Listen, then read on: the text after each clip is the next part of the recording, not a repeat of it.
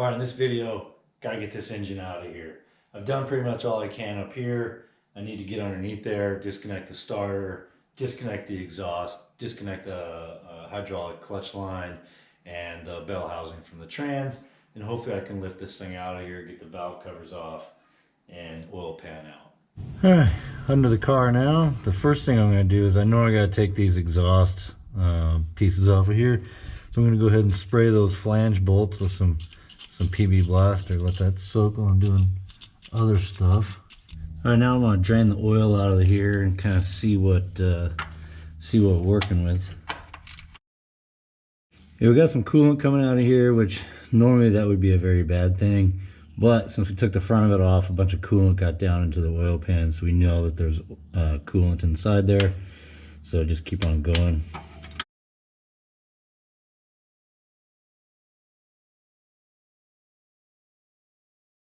Well, the oil doesn't look that bad. I don't see any shavings or flakes or anything like that in there.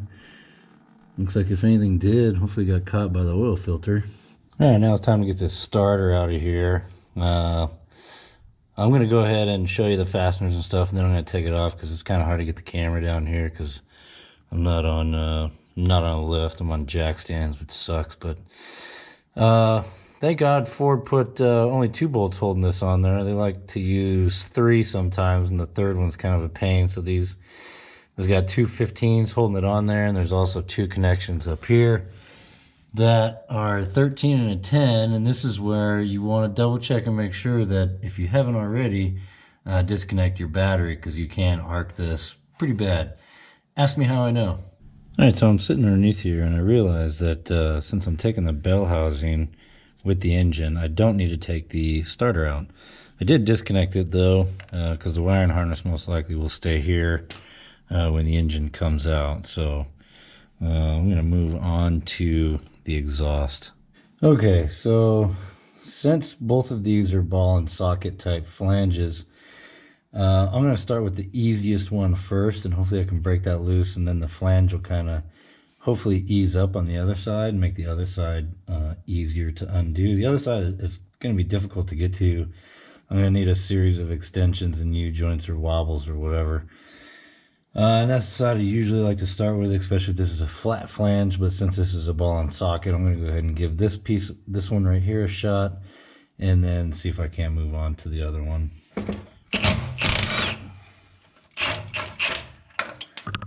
All right, since that first one on the other side was so easy, I'm going to go ahead and work on this other side. See if I can't get this off before I go up there and get like a, I don't know, ratcheting socket or something for those. Oh, by the way, I also disconnected those O2 sensors already. All right, back on the passenger side, I got to get the top one. I'm going to use my snap-on ratchet. I only say that because it has got a pivoting head that locks. We'll see if I can come in through the A-arm here, maybe get a bite on it. Hopefully it won't be that tight. Now I'm going to work on disconnecting the trans from the bell housing. This is a world-class T5. It should only have these 4 bolts holding it to the bell housing.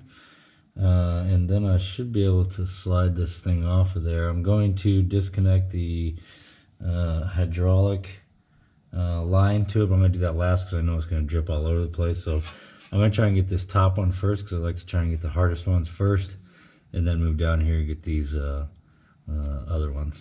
Okay, I was able to get the top one on the driver's side with a series of U-joints and wobblies. Now we just got these 2 bottom ones. They should be fairly simple to get off, and then the trans will be disconnected from the bell housing.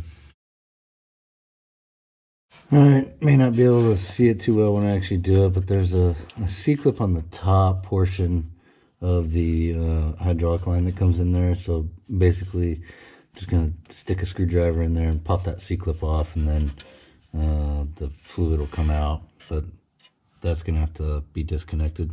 All right, now I'm back up top. I have my load leveler attached on the front and the back. I'm going to go ahead and buzz off the 2 motor mount bolts and then start jacking this thing out. I got the fuel line disconnected, got the hood propped as far back as I can. Motor mount bolts are out, so the only thing left to do is start jacking it up out of there. Okay, so I've been trying to lift this thing up and out, and I think it's hanging up on the motor mounts here. When I go up high, I can't get it to go forward. I have a jack on the trans to hold that up from angling down. So what I'm gonna do is I'm gonna take these two big brackets off the side of the engine. That way I don't need to go up any to get it to come out. I can just come straight out. Hopefully that'll come out. I'm not sure if leaving the bell housing on the engine was a good idea.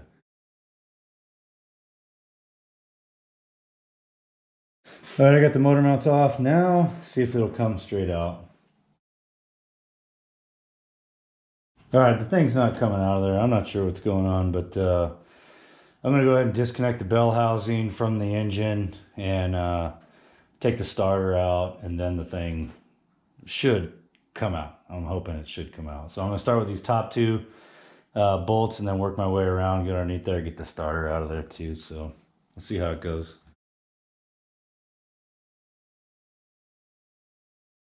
All right, I think I got all the trans bolts and the starter off of there. See if I can get this thing out of here now.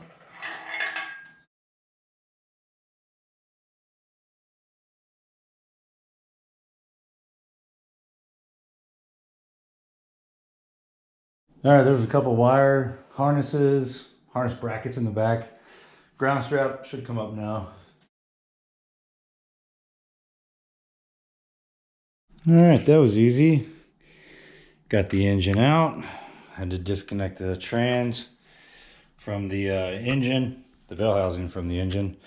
I tried to disconnect just the bell housing from the trans, and now I see why it wouldn't come off. There's a hard hydraulic line going from the throwout bearing out of the bell housing, and that was what keeping the bell housing from coming out. But it's out, so now all of that just to get to the timing chains that are back here on the back side. I'm sorry, that's the front side. The timing chains that are back here on this back side.